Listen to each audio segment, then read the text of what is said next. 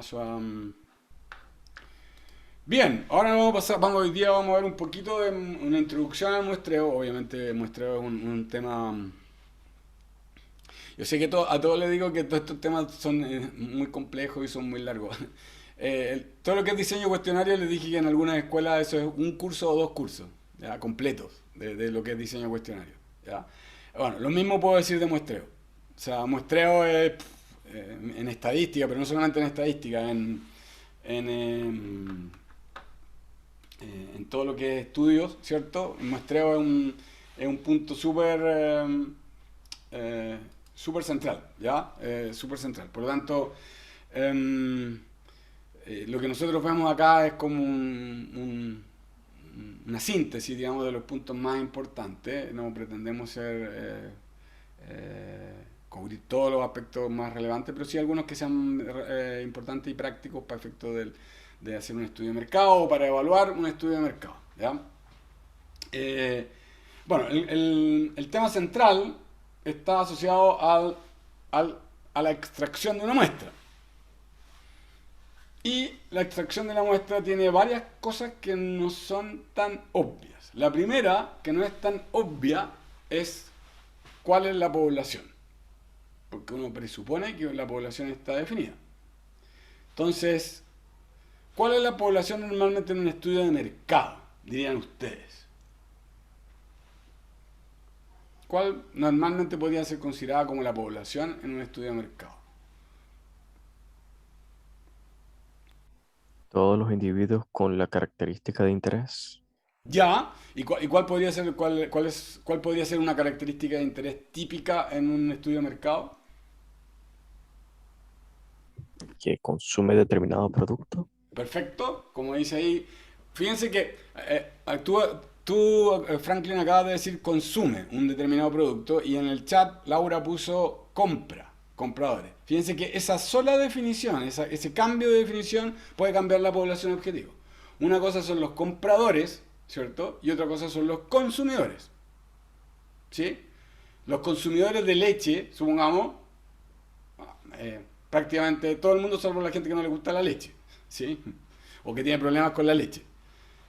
Pero los compradores de leche dejan a muchos consumidores de leche fuera. Porque si yo estuviera solamente haciendo un estudio de los compradores de leche, obviamente que, por ejemplo, muchos niños quedarían fuera. De partida todos los bebés, ¿sí? O todos los niños chicos, digamos, ¿cierto?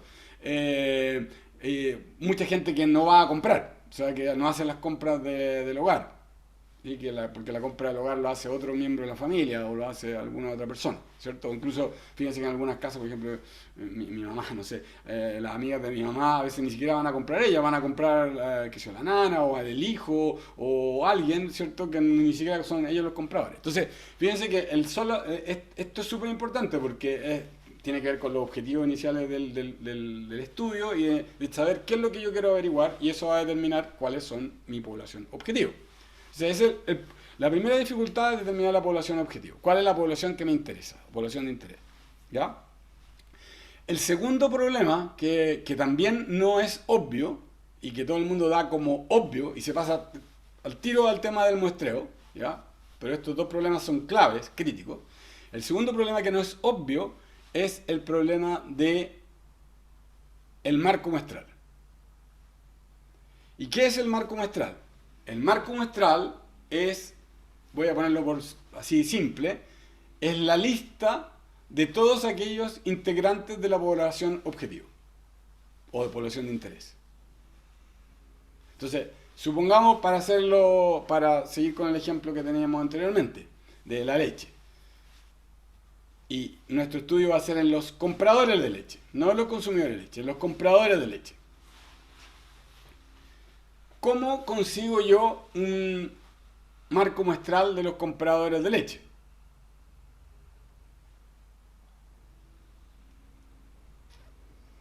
¿Cómo, cómo, cómo resolverían ese problema práctico de cuál es la lista, por lo tanto, el marco muestral de los compradores de leche?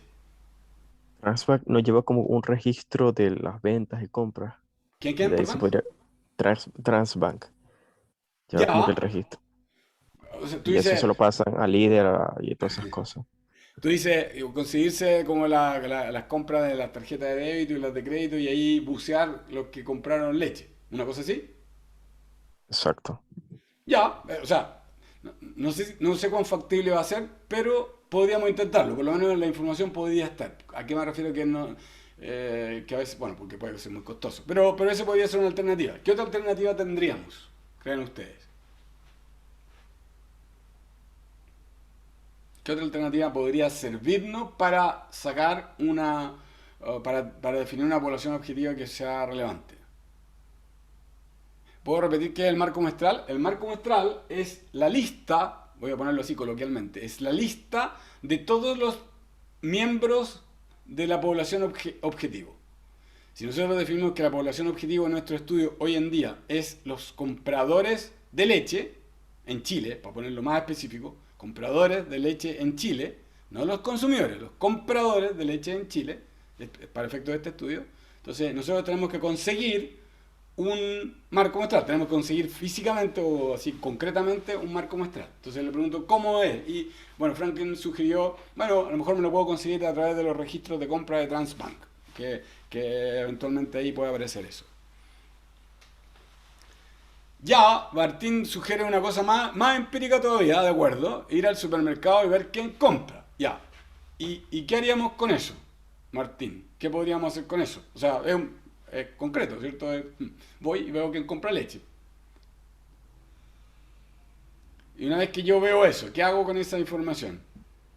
O sea, ahí ya depende como para qué lo necesite yo. Si quiero ver si compran, no sé, más, más hombres, más mujeres, más gente más joven, gente más vieja, y ahí voy definiendo, ¿no? Eh, a ver, voy a seguir con tu intuición. Fíjense que todavía lo que tú estás diciendo más bien te está saltando un paso, ¿ya? Ya estás asumiendo que esa es la muestra. Pero fíjese que antes de la muestra yo tengo que definir, para efecto de definir muestra, tengo que saber cuál es el marco muestral. O sea, en el extremo, ¿cuál sería el ideal? El ideal sería que si yo tuviera yo he definido el población objetivo como los compradores de leche en Chile. Supongamos que seguimos con la alternativa que nos sugirió Franklin y conseguimos de Transbank todas las personas que han comprado leche en los últimos 6 meses. ¿Ya? ¿De acuerdo? ¿Me siguen con eso? Entonces, yo tengo esa lista y voy a suponer que son 1 millón de personas. No tengo idea si son o no, pero supongamos que fueran 1 millón de personas. ¿Ya? Entonces después, yo para extraer las muestras, ¿cierto? Yo puedo ir y sacar solamente aquellas personas que están en ese marco muestral. ¿Cierto? Ese sería como el ideal, que ojalá ese marco muestral responda a todas las personas que han comprado leche y además yo después, para sacar la muestra, saco un subconjunto de esa población de interés. ¿Cierto? Ese sería como más o menos ideal. ¿Qué problema podría haber?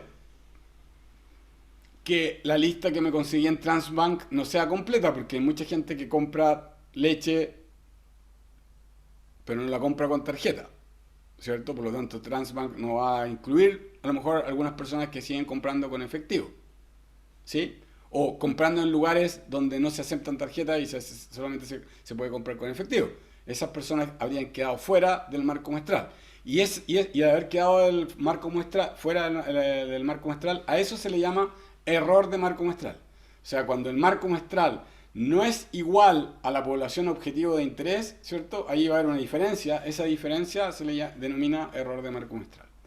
Ya. Para simplificar, por este segundo voy a decir, vamos a suponer que esa lista, la que nos conseguimos con Transbank, es la lista de verdadera. O sea, que ahí está todo el mundo que compró leche durante el primer semestre del año. ¿Ya? Ahí ya no habría error de marco muestral, porque sería igual la población objetiva al marco muestral. Y de ahí yo tendría que ir a extraer las personas que voy a considerar en mi muestra. Y ahí puedo tener distintos procedimientos para hacer eso. ¿Sí? Puedo tener distintos procedimientos para hacer eso. ¿Ya? Eh, ese es como los pasos, digamos. Primero definir la población objetivo, después considerar el marco muestral y después cómo yo selecciono a las personas que voy a... o los elementos de la muestra específicos que yo voy a considerar. Y en cada una de esas fases pueden haber problemas. Si yo defino mal la población objetivo, en realidad me interesan los compradores, pero definir a los consumidores como población objetivo, ahí voy a tener un error. Si es que el marco muestral no es tan bueno, si el marco muestral no es igual o no representa completamente o no incluye completamente a la población objetivo, ahí también voy a tener un problema, porque va a haber gente que es parte de la población objetivo, pero como yo voy a sacar la muestra solamente de un marco muestral que es más reducido, va a haber gente que va a quedar no representada en mi muestra. Y finalmente, en la manera como yo extraigo la muestra, cuál es el tipo de muestreo que yo utilizo, también va a afectar la calidad de la muestra. ¿Ya?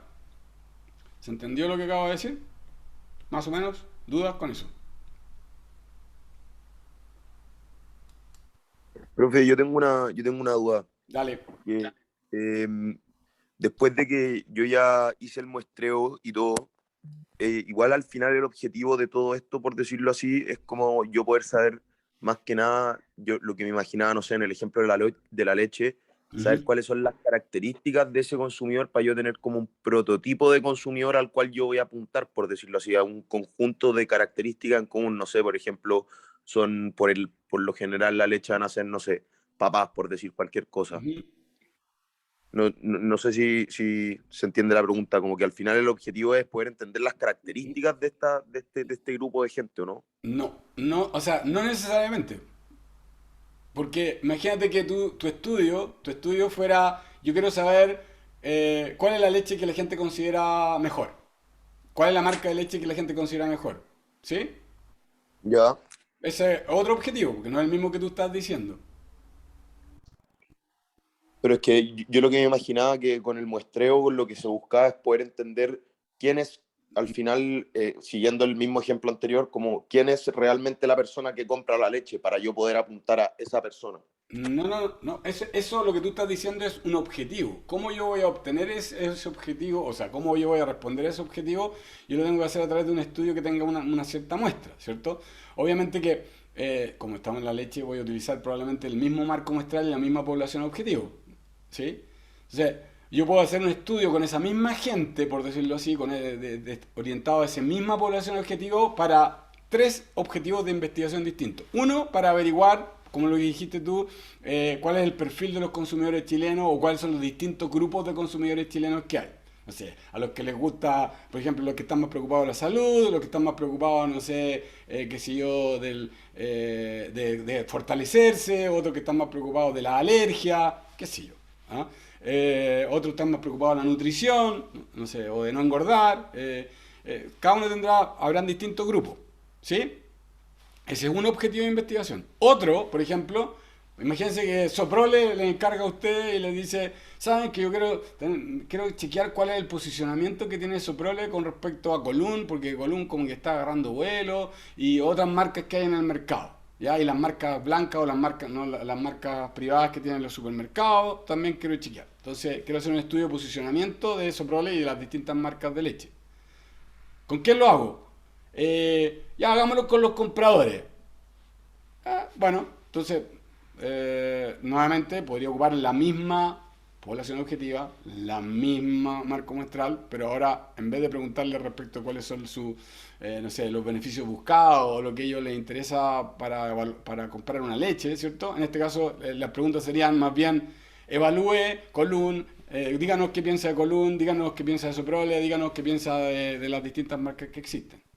Perfecto, profe, ahí entendí que mezclé el objetivo del estudio con el objetivo del muestreo. Ahí entendí la diferencia, gracias. Claro, y el muestreo siempre, bueno, obviamente va a estar ligado al objetivo del estudio, pero como acabamos de ver, pueden haber muestreos muy similares o iguales, ¿cierto? Que sirven para distintos objetivos del estudio, ¿ya? Eh, ya. Entonces, bueno, muestreo está asociado a que yo saco de la población un grupo menor que la población y con el cual yo voy a tratar de inferir, ¿cierto?, qué es lo que piensa la población completa. Entonces, ese es el objetivo del muestreo. Perdón, disculpen que esto se fue Ah, bueno, por lo menos me ven. Ya. Loca. Ay, quería correrme para no molestar. Ya. Bueno, entonces, repito, muestreo es no sacar, no preguntarle a la población completa, sino que a una parte de la población, un subgrupo de la población, con el objetivo de inferir, por lo tanto, qué es lo que piensa la población completa. Preguntarle a la población completa sería un censo. ¿Sí? Esa es como la alternativa. La alternativa es preguntarle a la población completa. ¿Cuándo se puede considerar un censo? Piensan ustedes. ¿Cuándo puede ser relevante considerar un censo? Estoy pensando en el caso de un estudio de mercado.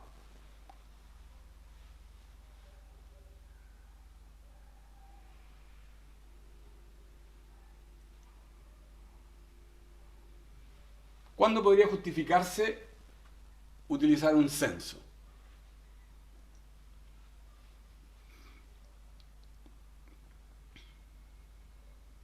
¿No hay día?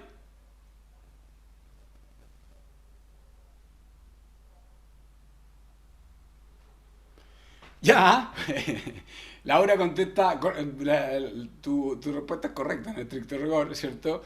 Aunque te tengo una mala noticia, Laura. Para hacer perfecta tu respuesta, tendría que ser cuando no quiero que haya error muestral. Porque recuerda, Laura, recuerden todos que hay dos tipos de errores: error muestral y error no muestral.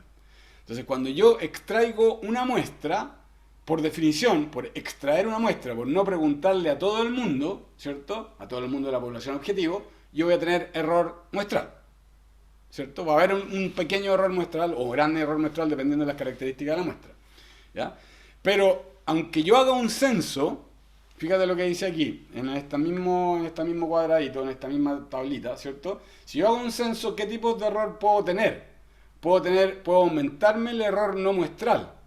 ¿Por qué puedo aumentarme el error no muestral? Porque imagínate que mis clientes fueran estos mismos 1.000.000 compradores de leche, y yo tendría que preguntarle a ese 1.000.000 de personas. Imagínense lo que es administrar ese cuestionario o esa pregunta o esa encuesta. Imagínense todos los errores que pueden surgir en la manipulación, en conseguir las encuestas, etc. Entonces ahí va a haber error no muestral, ¿ya?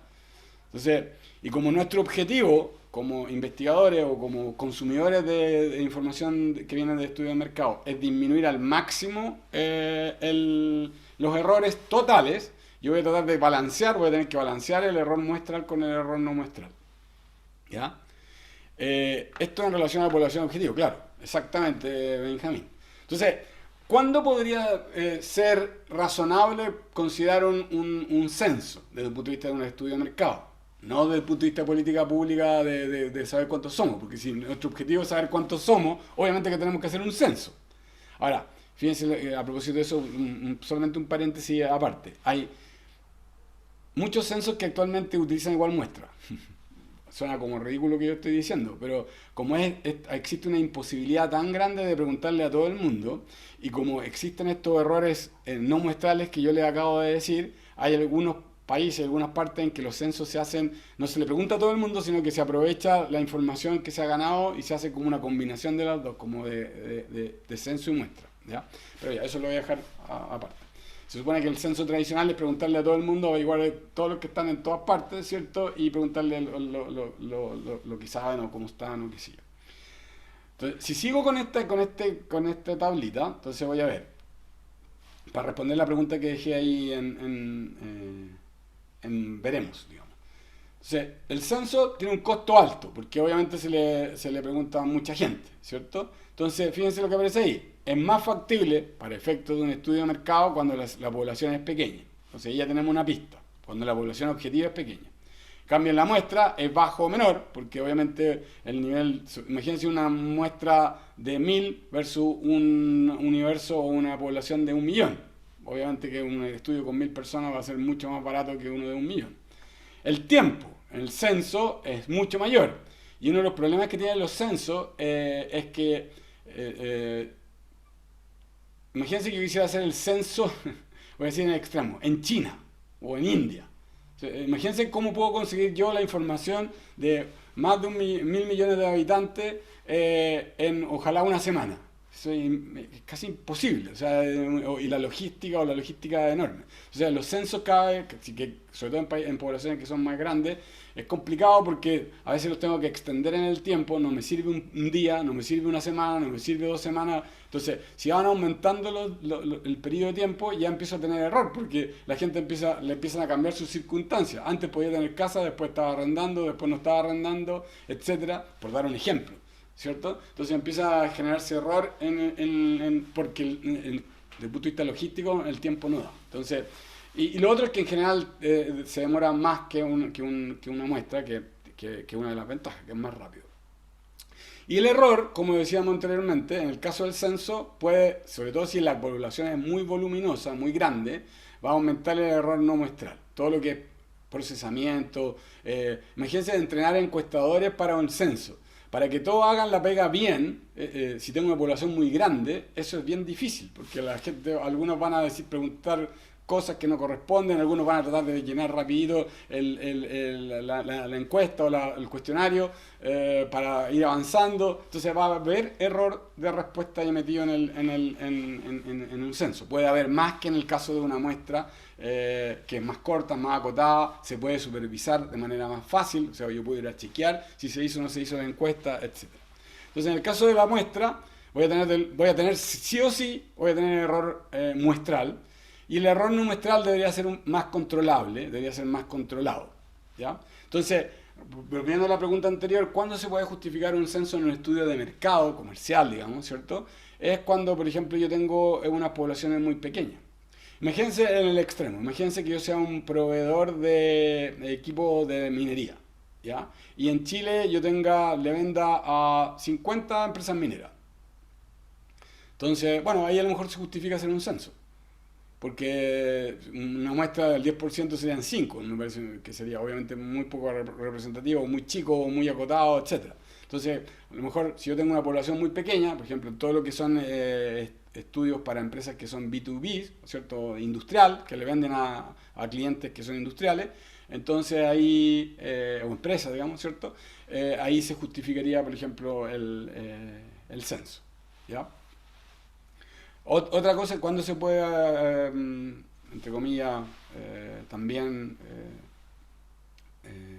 considerar un censo, cuando el acceso y el costo de administración a esa población, aunque no sea tan pequeña, sea muy fácil, o muy barata, o muy sin problema.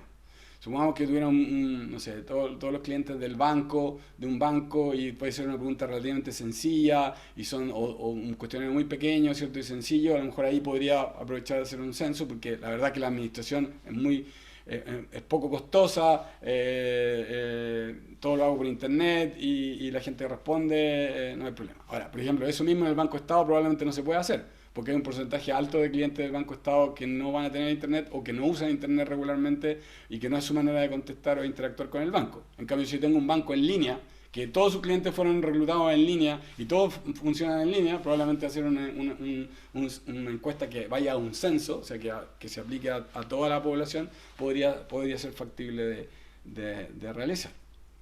Ya, entonces voy a ver esto y con esto terminamos por hoy. Entonces, tal como estaba, como indicaba anteriormente, la primera parte más importante es definir la población objetivo, y normalmente uno tiene que decir a quién va a muestrear, ¿ah? O sea, quién va a contestar, que en este caso sería la dueña de casa. ¿Qué es lo que se va a mostrar? Que en algunas veces el 1 y el 2 es lo mismo, pero en algunas oportunidades el 1 y el 2 puede ser diferente. Por ejemplo, si yo hago una muestra de hogares, yo lo que voy a extraer, voy a tener una lista de todos los hogares, supongamos, de Santiago. Tengo todos los hogares, o de Chile si quieren, todos los hogares de Chile, supongamos que sean, por 5 deberían ser como unos 4 millones de hogares, o para el promedio, 4 o 5 millones de hogares. Entonces, de esos 5 millones de hogares, yo selecciono, voy a suponer 1000 hogares, de esos 5 millones de hogares. Y esas serían las unidades de muestreo, los 1000 hogares. Y dentro de ese hogar, ¿quién me va a contestar? Le voy a preguntar a la dueña o dueño de casa, ¿ya? Ese sería el elemento de muestreo. Entonces, la unidad de muestreo sería el hogar, pero en el elemento de muestreo sería la dueño de casa. Ahora, si yo quiero preguntarle a los dueños o dueñas de casa, entonces otra alternativa sería que yo tuviera una lista de todos los dueños y dueñas de casa de Chile. Y supongamos que ahí voy a tener una lista nuevamente de los 5 millones de dueños y dueñas de casa, ¿cierto? Porque si dijimos que habían 5 millones de hogares, deberían haber 5 millones de personas que son dueños o dueñas de casa. Y ahí en ese caso la unidad de muestreo sería igual al elemento de muestreo. Pero ustedes estarán de acuerdo conmigo que es más fácil conseguirse la lista de todos los hogares de Chile. En el peor de los casos, uno podría hacer uno podría recorrer todas las calles de Chile y decir, ya, aquí hay un edificio, aquí hay una casa, un departamento, y poder listar todas las casas que hay. En el peor de los casos, ¿ya? Y en función de eso uno podría decir, bueno, ahí hay un hogar. Y por lo tanto mandar una carta o un correo o mandarle un cuestionario a eso y pedirle o ir a chequear, golpear, ¿cierto? Y hacer una encuesta más directa, ¿cierto? Y cuando yo llego a ese hogar, ahí preguntarle quién es el dueño o la dueña de casa y que esa persona me responda, ¿ya? Bueno, lo tercero, perdón, que aparece ahí es el alcance o extensión, por ejemplo, todo Chile, la región metropolitana o un par de regiones, etcétera. Y un periodo de tiempo. También eso es importante, normalmente, no sé, una semana, eso es lo normal dentro de la encuesta. A veces algunas encuestas pueden durar más que eso. Pero para una encuesta comercial, normalmente una semana es lo adecuado. Si ustedes se fijan, por ejemplo, los estudios políticos normalmente dicen eso. Dicen, esta encuesta fue realizada entre el 5 de marzo y el 10 de marzo, no sé, de tal periodo.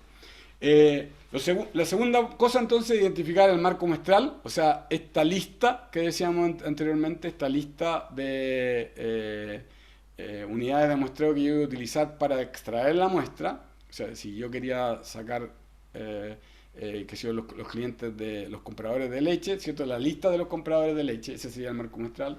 Si yo quiero los clientes de mi banco online, bueno, puedo tener mi base de datos y ahí es más fácil, porque yo sé cuáles son los clientes de mi banco. Pero se pone más complicado si es que yo quiero preguntarle a todos los clientes de banca en Chile, porque voy a tener, claro, mis clientes, pero no voy a tener los clientes de los otros bancos. Entonces, ¿cómo me consigo esa lista? Ya no es tan sencillo, pero tengo que buscar alguna manera que ojalá la lista que me consiga sea lo más parecido al total de personas que tienen banco en Chile. Tercero, es la selección del procedimiento muestral. Cuarto, la definición del tamaño de la muestra. Y finalmente 5 es elegir la muestra, ¿ya? De eso, el punto 3 dice la selección del procedimiento muestral. Y básicamente existen dos grandes tipos de procedimientos muestrales. Unos que vamos a llamar probabilísticos o aleatorios, ¿ya? Y otros que son no probabilísticos o no aleatorios.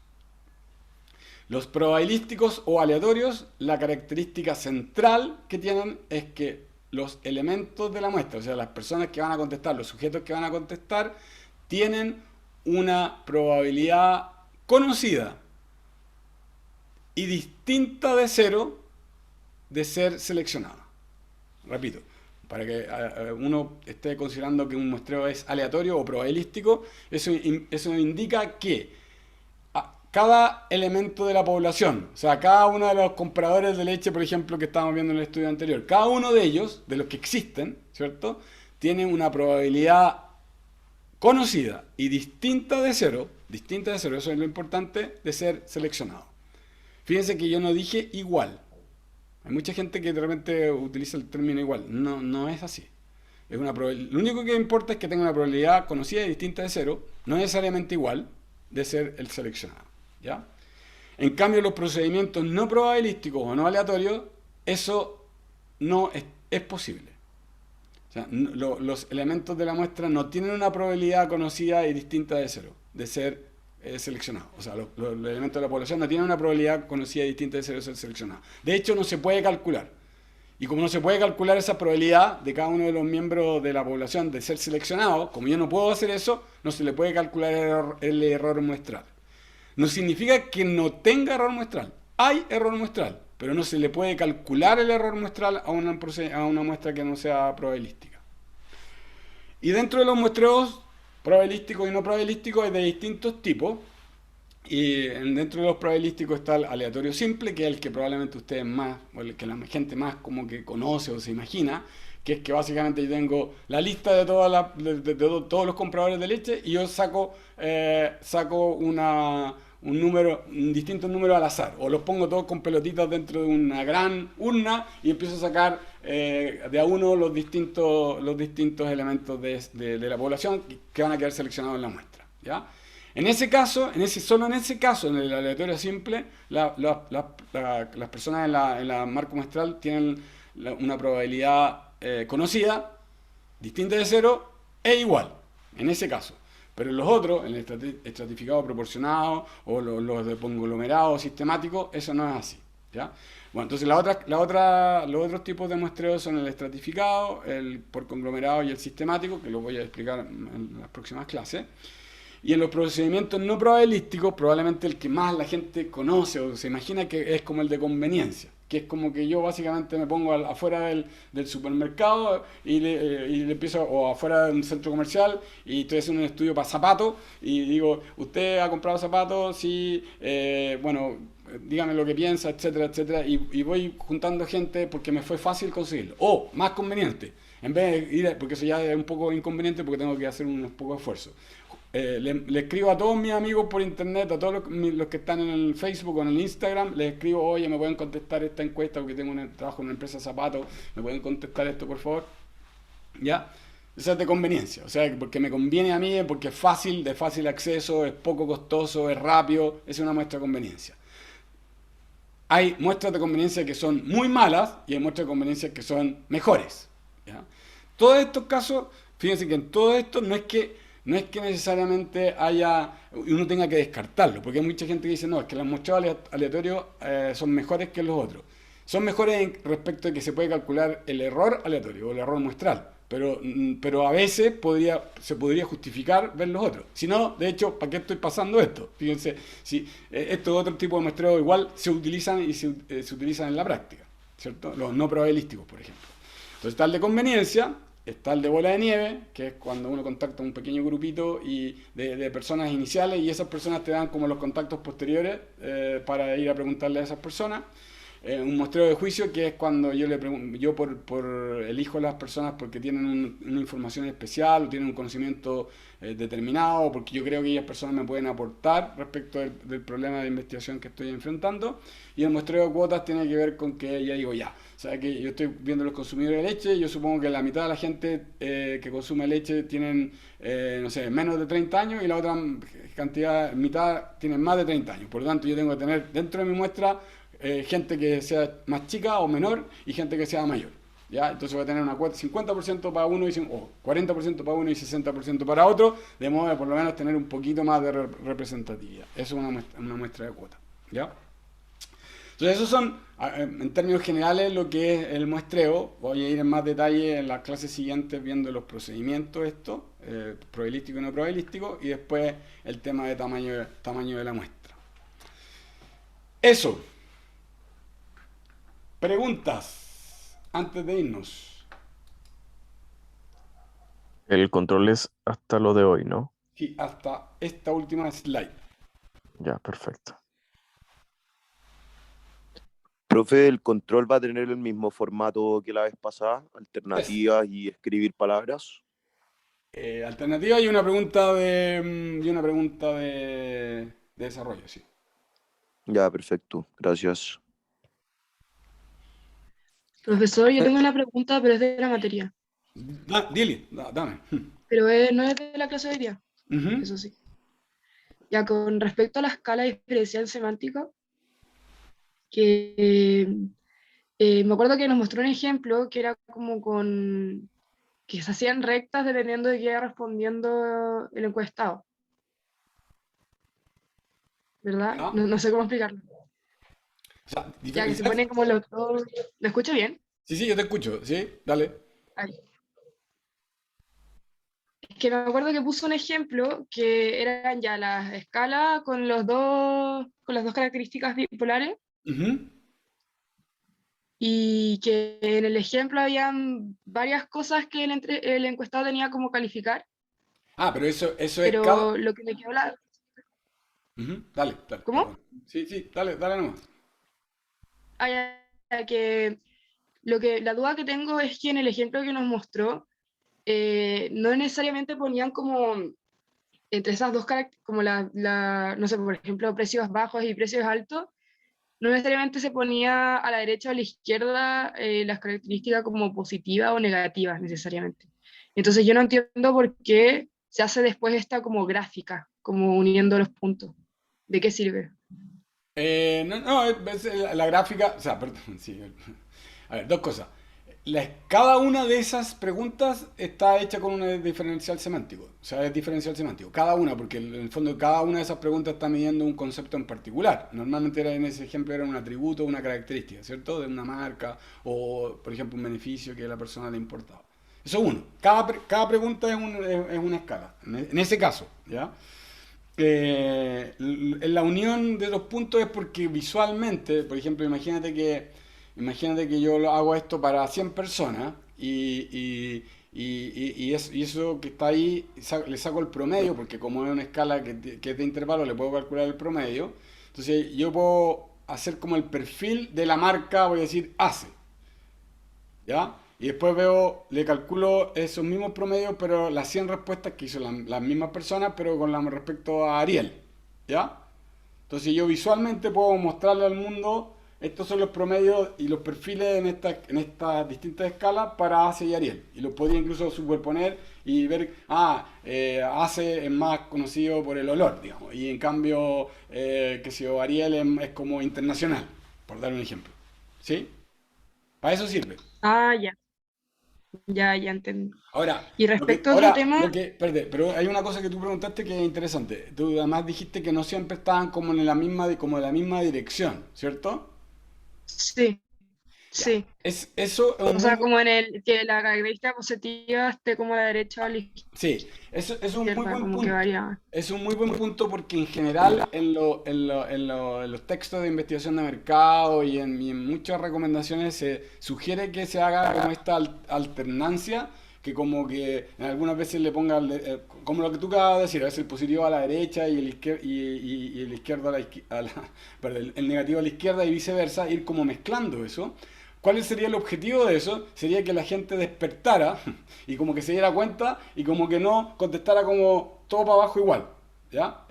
Para eso se hace, ¿ya? ¿Se Ya. ¿Y no entiende? se presta para confusión de repente?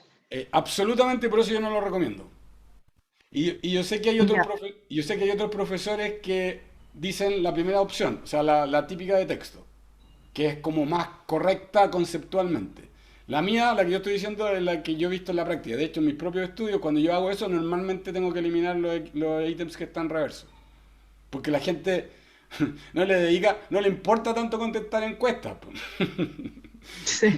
Entonces, no es su vida. Entonces, si más encima le va a decir las cosas difíciles, es cierto que de la otra manera puede haber un poco de error. Es cierto, pero el error que se genera con estos ítems reversos, o sea, como tratando de pillar al encuestado, es peor. Ahora, ¿cuándo, por ejemplo, se puede justificar? Por ejemplo, cuando yo hago test psicológico, cuando hago test de ingreso, eso, cuando quiero medir cosas así como más relevantes, importantes, ahí eso están llenos de esas cosas, de como test al revés, como que las preguntas están al revés.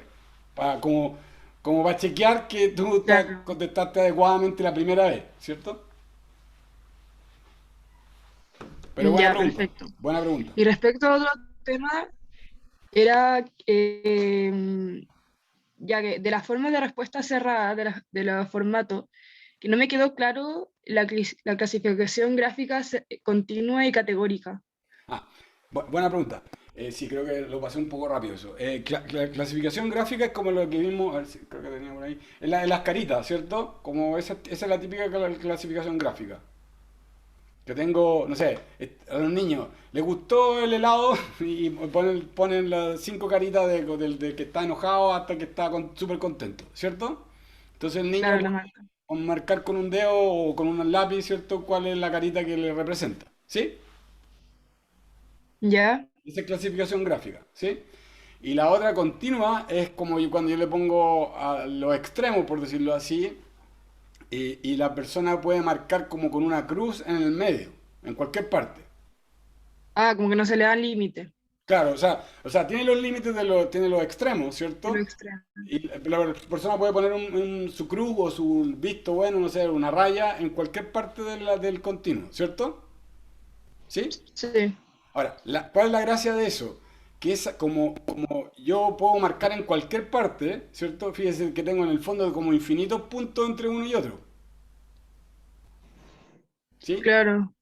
Entonces lo que yo puedo hacer, y eso ahora se hace más fácil con los computadores, sobre todo si es que uno va a contestar con computadores, uno corre como un slider, yo decía, ¿cierto? Y pone el slider donde cree que corresponde, ¿sí? En vez de marcar, ¿ya? Entonces cuando uno hace eso, el computador automáticamente te calcula la distancia con respecto a uno de los dos ejes, por ejemplo con el eje izquierdo. Entonces, suponte tú que tú contestaste, voy a decirlo así simplemente, toda la escala, todo tenía 10 centímetros y tú contestaste 9 centímetros. En cambio, otra persona contestó 8,7 centímetros y otra que estaba más descontenta puso 3,4 centímetros. ¿Ya? Entonces, esa escala en estricto rigor es una escala de razón. Claro, porque pueden poner cero también. Que puedo cuantificar hasta el mínimo, o sea, hasta el milímetro la diferencia entre uno y otro. Y además tiene cero absoluto, porque si yo me marco digamos, por decirlo así, técnicamente podría tener cero absoluto si marco justo en la esquina, ¿cierto? Encima, o sea, no muevo el slider, quedaría en cero. Ya, perfecto.